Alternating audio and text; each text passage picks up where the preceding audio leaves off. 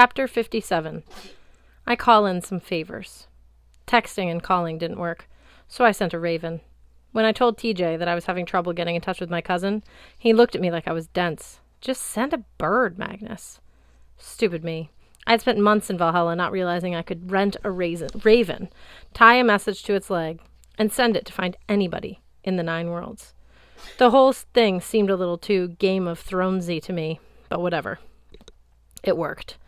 The raven came back promptly with Annabeth's reply. We coordinated train rides and met halfway between Boston and Manhattan and New London, Connecticut. Annabeth was there before me, standing on the platform in jeans and sandals and a long-sleeve purple shirt with a laurel wreath design and the letters SPQR:UNR. She hugged me until my eyeballs bugged out like Thringas. I was so relieved, she said. I never thought I'd be glad to see a raven in my window. But are you okay? Yeah. I had to suppress a nervous laugh because okay was a stupid word to describe how I felt. Also, it was obvious Annabeth was not okay either. Her gray eyes seemed heavy and weary, less like storm clouds today and more like fog banks that couldn't quite lift. A lot to talk about, I said. Let's get some lunch. We got a table at the deck of the Muddy Waters Cafe. I supposed the place was named after the blues musician, but it seemed a little ominous considering the waters I was getting ready to sail through. Annabeth and I sat in the sunshine, ordered Cokes and cheeseburgers, and watched the sailboats heading out into Long Island Sound. It's been crazy in New York, Annabeth said. I thought communications were only down among demigods. I mean, my kind, the Greek and Roman. Then I realized I hadn't heard from you either. Sorry that didn't dawn on me sooner. Wait, why are communications down? Annabeth poked at the table with her fork tines. Her blonde hair was loose around her shoulders today. She seemed to be growing it out.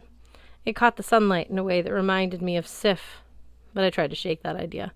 I knew Annabeth would destroy anyone who dared call her a trophy anything. There's a crisis happening, Annabeth said. A god fell to earth as a human. These evil Roman emperors are back, causing trouble. Oh, so just the usual then? She laughed. Yeah. Somehow these evil Romans found a way to mess up communication between demigods. Now, just the usual magical kinds of talking, but also cell phones, Wi-Fi, you name it. I'm surprised your raven made it to me. I would have come up to Boston to check on you sooner, but... She shrugged helplessly. I've had my hands full. I totally get it, I said. I probably shouldn't be distracting you. You've got enough to deal with. She reached across the table and squeezed my hand. Are you kidding? I want to help. What's going on? It felt so good to tell her everything. I remembered how weird it had been the first time we had compared notes. Her with the Greek gods, me with the Norse. We'd both left that day feeling like we'd overcharged our batteries and our brains were melting. Now, at least, we had some kind of framework to build on. Sure, it was ridiculously crazy. If I stopped to think about it too long, I would start giggling like a lunatic. But I could tell Annabeth my problems without worrying that she wouldn't believe me. It made me realize how much Sam must appreciate being able to be totally truthful with Amir. I told Annabeth about Loki's escape and Sam's idea for tracking him down, about an icy harbor in the farthest borders of Jotunheim and Niflheim, or Scandinavia, whichever came first. A boat trip, she said. Oh boy, that brings back painful memories. Yeah, I remembered what you said about sailing to Greece, and yeah, I didn't want to bring up all that horrible stuff again.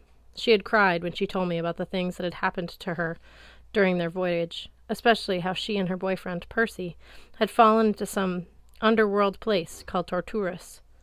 Look, I said, I don't want to put any pressure on you. I just thought, I don't know, maybe you'd have some ideas, some pointers. A train rumbled through the station. A view of the bay flickered between the rail cars like an old, out-of-alignment, reel-to-reel movie. You say you have problems with sea gods, Annabeth said. Yeah, Ran, this bag lady with a net, and I guess her husband hates me now too. His name is Agir. Annabeth tapped her forehead. I need more memory storage for all these names. Okay, I don't know how this works with multiple sea gods. There are Norse ones just in the north, and Poseidon is in the south. Or do they do like a timeshare program? I remembered an old cartoon with sheepdogs punching time clocks as they came in for different shifts to keep wolves away from the flocks. I wondered if gods had punch cards like that, or maybe they all worked from home. Could sea gods telecommute? I don't know, I admitted. But I'd like to avoid getting all my friends drowned in a tsunami as soon as we leave Boston. But you've got some time? Until this summer, I said. We can't leave while the seas are frozen or something. Good. We'll be done with school by then. Finally graduated.